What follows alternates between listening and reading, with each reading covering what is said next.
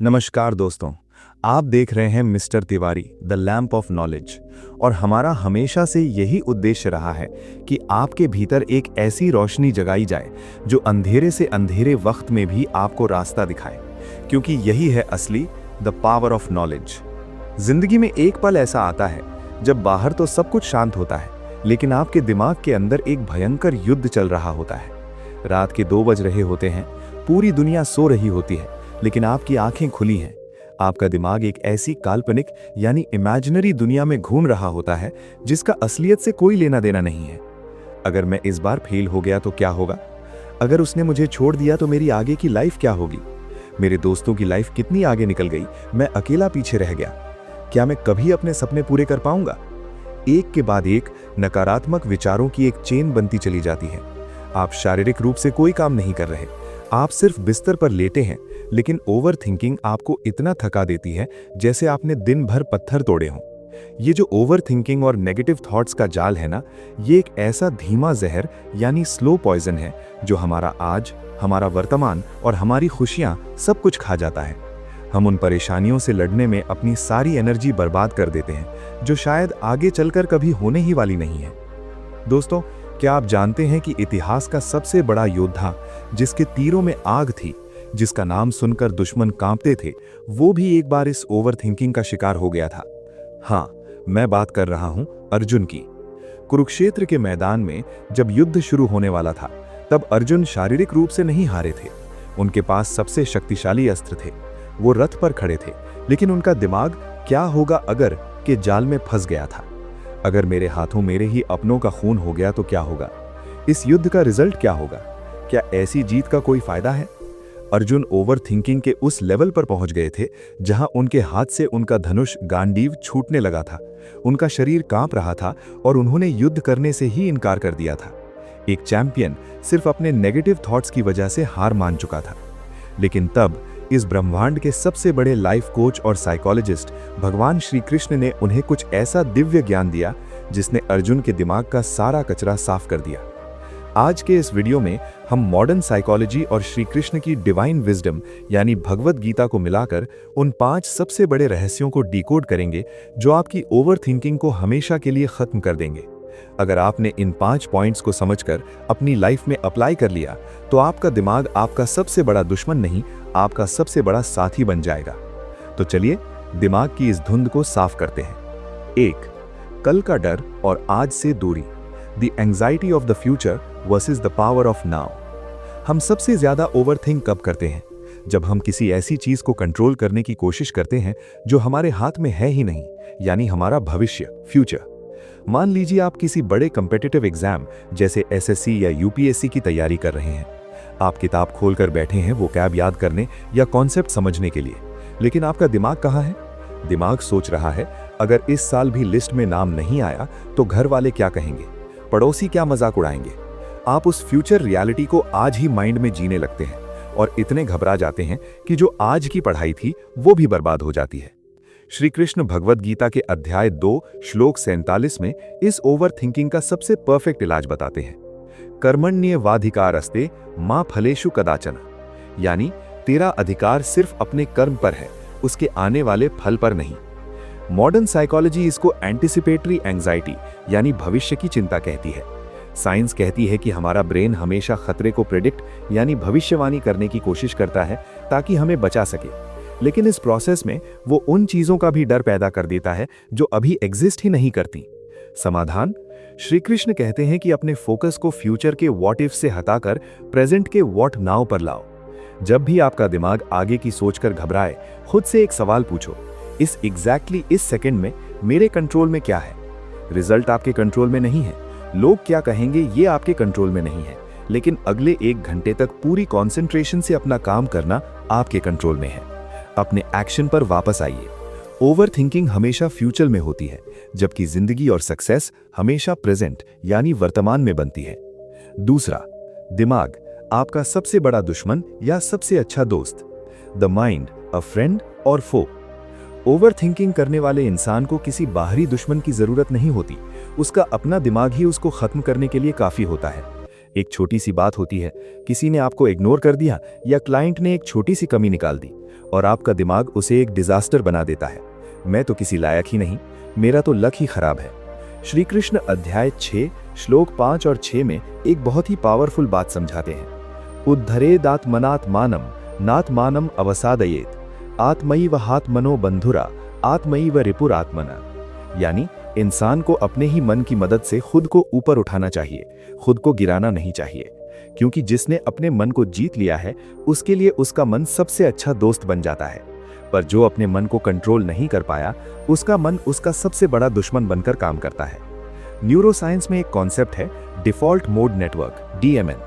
जब आप कोई फोकस वाला काम नहीं कर रहे होते तो आपके ब्रेन का DMN एक्टिव हो जाता है और इसकी आदत होती है पास्ट की गलतियों का पछतावा यानी रूमिनेशन करना और नेगेटिव सेल्फ टॉक करना।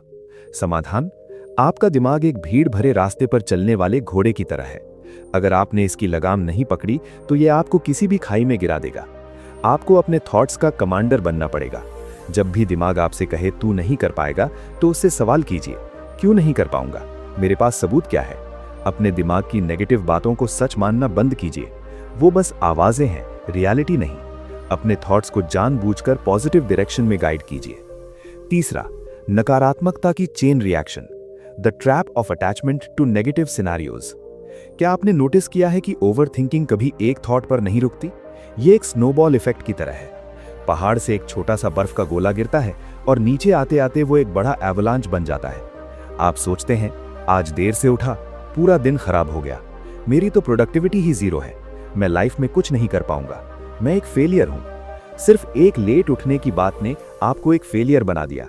इसे साइकोलॉजी में कैटास्ट्रोफाइजिंग कहते हैं, यानी हर छोटी बात को भयंकर तबाही मान लेना। श्री कृष्ण इस चेन को हजारों साल पहले अध्याय 2 श्लोक 62 और 63 में समझा चुके हैं। जब इंसान लगातार किसी विषय के बारे में सोचता रहता है तो उसे उस थॉट से अटैचमेंट हो जाती है। उस अटैचमेंट से उसके अंदर क्रोध और फ्रस्ट्रेशन पैदा होता है। क्रोध से बुद्धि पर पर्दा पड़ जाता है और जब बुद्धि भ्रष्ट हो जाती है तो इंसान का विनाश हो जाता है। हम लगातार नेगेटिव सिनेरियोज के बारे में सोचते हैं जिससे हमारी अटैचमेंट उस डर से हो जाती है। हम डरने के आदी यानी एडिक्ट हो जाते हैं। समाधान, इस चेन को वहीं तोड़ना होगा जहां से ये शुरू होती है। पैटर्न ब्रेक कीजिए। जैसे ही आपको रियलाइज हो कि आपका दिमाग स्नोबॉल इफेक्ट शुरू कर रहा है, तुरंत अपनी फिजिकल स्टेट चेंज कीजिए। वहां से उठ जाइए, ठंडा पानी पीजिए, गहरी सांस लीजिए या बाहर वॉक पर निकल जाइए। माइंड को आगे का रास्ता बनाने ही मत दीजिए। एक थॉट सिर्फ तब तक पावर में है जब तक आप उसे अपनी अटेंशन यानी ध्यान देते हैं। अपना ध्यान वहां से हटा लीजिए। चौथा, साक्षी भाव, एक ऑब्जर्वर बनना, the power of detachment and mindfulness. हम ओवरथिंकिंग से इसलिए परेशान होते हैं क्योंकि हम अपने थॉट्स और अपनी आइडेंटिटी को एक मान लेते हैं। अगर दिमाग में बुरा ख्याल आया तो हमें लगता है हम ही बुरे हैं। अगर दिमाग घबरा रहा है तो हमें लगता है कि हम वीक हैं। श्री कृष्ण अध्याय 14 श्लोक 23 में एक कॉन्सेप्ट देते हैं जिसे साक्षी भाव कहा जाता है। उदासीन वदासीनो, यानी जो अपने थॉट्स और इमोशंस से डिटैच होकर एक दृष्टा यानी ऑब्जर्वर की तरह उन्हें देखता है, वो इस दुनिया के दुखों से ऊपर उठ जाता है। साइकोलॉजी इसे कॉग्निटिव डिफ्यूजन या माइंडफुलनेस कहती है। इसका मतलब है कि आप अपने विचार नहीं हैं, आप वो कॉन्शियसनेस हैं जो उन विचारों को देख रही है। समाधान, इमेजिन कीजिए कि आप एक बिजी हाईवे के किनारे खड़े हैं। बहुत सी गाड़ियां आ रही हैं, जा रही हैं। कुछ गाड़ियां नई और सुंदर हैं यानी पॉजिटिव थॉट्स, कुछ पुरानी और शोर मचाने वाली हैं यानी नेगेटिव थॉट्स। आपका काम उन गाड़ियों को रोकना या उनके आगे भागना नहीं है। आपका काम सिर्फ चुपचाप खड़े होकर उन्हें गुजरते हुए देखना है। जब भी ओवरथिंकिंग अटैक करे, खुद से कहिए, मैं घबरा नहीं रहा हूं, बल्कि मैं एक्सपीरियंस कर रहा हूं कि मेरे दिमाग में घबराहट वाले थॉट्स आ रहे हैं। दोनों बातों में बहुत फर्क है। जैसे ही आप अपने और अपने थॉट्स के बीच में एक गैप क्रिएट कर देते हैं, ओवरथिंकिंग की सारी पावर जीरो हो जाती है। आप बस देखिए और उन्हें जाने दीजिए। पांचवा, समर्पण की कमी, मैं ही सब चला रहा हूं का अहंकार, the lack of surrender, the ego of controlling everything. आखिरी और सबसे बड़ा रीजन जिसकी वजह से हम रात भर सोचते हैं वो है हमारा कंट्रोल फ्रीक। हमें लगता है कि इस दुनिया में जो कुछ हो रहा है उसकी स्टीयरिंग हमारे ही हाथ में होनी चाहिए।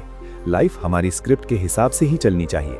और जब जिंदगी हमारे प्लान के अकॉर्डिंग बिहेव नहीं करती तो हमारा दिमाग पैनिक मोड में चला जाता है। श्री कृष्ण गीता के आखिरी अध्याय 18 श्लोक 66 में सबसे अल्टीमेट सोल्यूशन देते हैं। सर्वधर्मान परित्यज्य मां मेकम शरणम व्रज, यानी सभी चिंताओं और बोझ को छोड़कर मेरी शरण में आ जा, सरेंडर अनटू मी। मैं तुझे सभी दुखों से मुक्त कर दूंगा, तू शोक मत कर। इसका मतलब ये नहीं है कि आप एक्शन लेना छोड़ दें।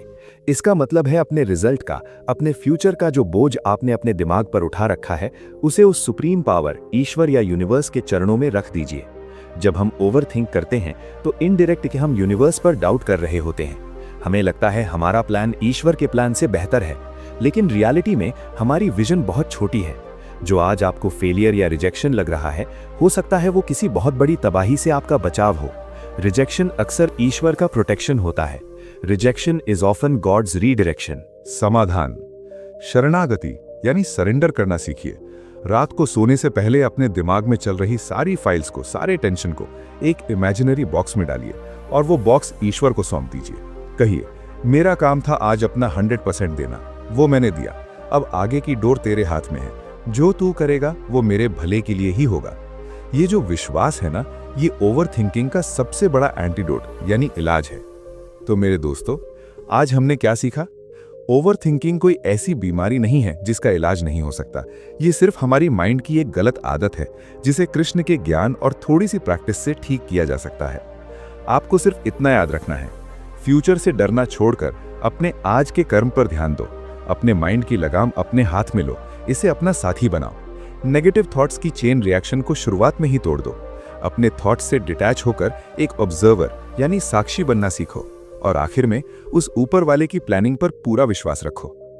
अर्जुन ने युद्ध शुरू होने से पहले ही हार मान ली थी, लेकिन जब उन्हें यह ज्ञान मिला तो वो उठ खड़े हुए। उन्होंने अपना धनुष उठाया और लाइफ की सबसे बड़ी जीत हासिल की। आपके अंदर भी वही अर्जुन छुपा है, बस जरूरत है तो अपने दिमाग की उस धुंध को हटाने की। आप वीक नहीं हैं, आपके पास वो आग है जो किसी भी सिचुएशन को बदल सकती है। बस सोचना कम कीजिए और एक्शन लेना शुरू कीजिए। आज से अपनी मेंटल पीस और अपने माइंड को अपना सबसे बड़ा वेपन यानी हथियार बनाइए। क्या आप आज ये प्रॉमिस करते हैं कि आप अपने थॉट्स के गुलाम बनकर नहीं रहेंगे? अगर हाँ, तो मुझे कमेंट सेक्शन में अपना कमिटमेंट लिखकर बताइए। कमेंट्स में लिखिए, I am the master of my mind. या अगर आपको कृष्ण की इस डीप विजडम से कनेक्ट करके सुकून मिला है तो लिखिए राधे राधे या जय श्री कृष्ण। जब आप लिखते हैं तो आपका रेजोल्यूशन और भी पक्का हो जाता है। अगर आपको इस वीडियो ने थोड़ी सी भी हिम्मत दी है तो इसे अपने उस दोस्त, भाई या बहन के साथ जरूर शेयर करें जो इन दिनों बहुत परेशान है या ओवर थिंकिंग का शिकार है। शायद आपका एक शेयर उनकी लाइफ को हमेशा के लिए बदल दे। और ऐसे ही लाइफ चेंजिंग, प्रैक्टिकल और ऑथेंटिक नॉलेज के लिए चैनल को सब्सक्राइब करना बिल्कुल मत भूलिएगा। आइए मिलकर जलाते हैं द लैंप ऑफ नॉलेज। मिलते हैं आपसे अगले वीडियो में एक नई और पॉजिटिव सोच के साथ। तब तक के लिए सोचना कम कीजिए, मुस्कुराते रहिए और बोलते रहिए राधे राधे।